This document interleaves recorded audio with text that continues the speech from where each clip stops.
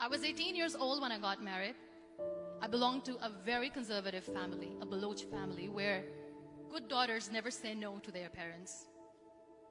My father wanted me to get married, and all I said was, if that makes you happy, I'll say yes. And of course, it was never a happy marriage. Just about after 2 years of getting married, about 9 years ago, I met a car accident. Somehow my husband fell asleep and the car fell in the ditch. He managed to jump out, saved himself. I'm happy for him. But I stayed inside the car and I sustained a lot of injuries. The list is a bit long. Radius ulna of my right arm were fractured. The wrist was fractured. Shoulder bone and collarbone were fractured. My whole rib cage got fractured.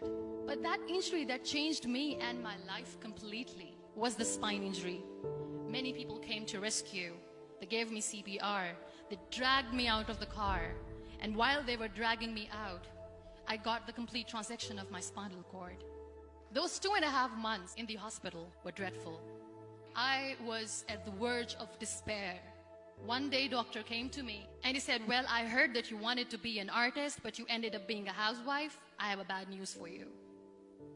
You won't be able to paint again. Next day, doctor came to me and said, your spine injury is so bad, you won't be able to walk again. I took a deep breath and I said, it's all right.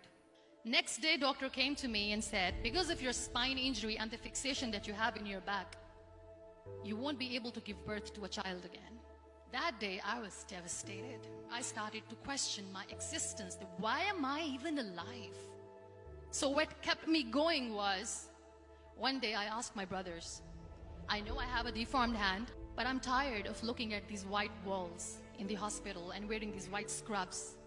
Bring me some colors, bring me some small canvas. I want to paint. So the very first painting I made was on my deathbed, where I painted for the very first time. What an amazing therapy it was. Without uttering a single word, I could paint my heart out. I could share my story. People used to come and say, what lovely painting, so much color. Nobody could see the grief in it. Only I could. And that day I decided that I'm going to live life for myself. I am not going to be that perfect person for someone. I am just going to take this moment and I will make it perfect for myself. That I'm going to fight my fears. So I wrote down one by one all those fears. And I decided that I'm going to overcome these fears one at a time. You know what was my biggest fear? Divorce. But the day I decided that this is nothing but my fear, I liberated myself by setting him free. And I made myself emotionally so strong that the day I got the news that he's getting married, I sent him a text that I'm so happy for you and I wish you all the best. And he knows that I pray for him today. Number 2 was, I won't be able to be a mother again. And that was quite devastating for me. But then I realized there are so many children in the world, all they want is acceptance. So there is no point of crying, just go and adopt one. And that's what I did.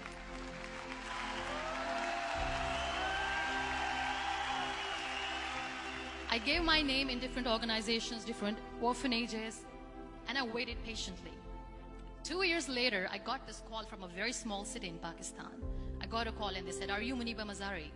There is a baby boy and would you like to adopt? I could literally feel the labor pain. I said, yes, I am going to adopt him. I am coming to take him home. And that day, I was 2 days old, and today he's 6.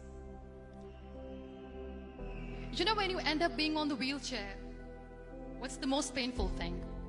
People think that they will not be accepted by the people because we, in the world of perfect people, are imperfects. So I decided to appear more in public. I started to paint. I have done a lot of modeling campaigns. I decided that I'm going to join the national TV of Pakistan as an anchor person. I became the National Goodwill Ambassador for UN Women Pakistan, and now I speak for the rights of women, children. I was featured in BBC 100 Women for 2015. I'm one of the Forbes 30 under 30 for 2016. So when you accept yourself the way you are, the world recognizes you. It all starts from within. We have this amazing fantasy about life. This is how things should work. This is my plan. It should go as per my plan. If that doesn't happen, we give up. I never wanted to be on the wheelchair. Never thought of being on the wheelchair. This life is a test and a trial, and tests are never supposed to be easy. So when you are expecting ease from life, and life gives you lemons, then you make the lemonade, and then do not blame life for that. It is okay to be scared. It is okay to cry. Everything is okay, but giving up should not be an option. They always say that failure is not an option. Failure should be an option, because when you fail, you get up, and then you fail, and then you get up, and that keeps you going. Embrace each and every breath that you are taking. Celebrate your life. Live it. Don't die before your death.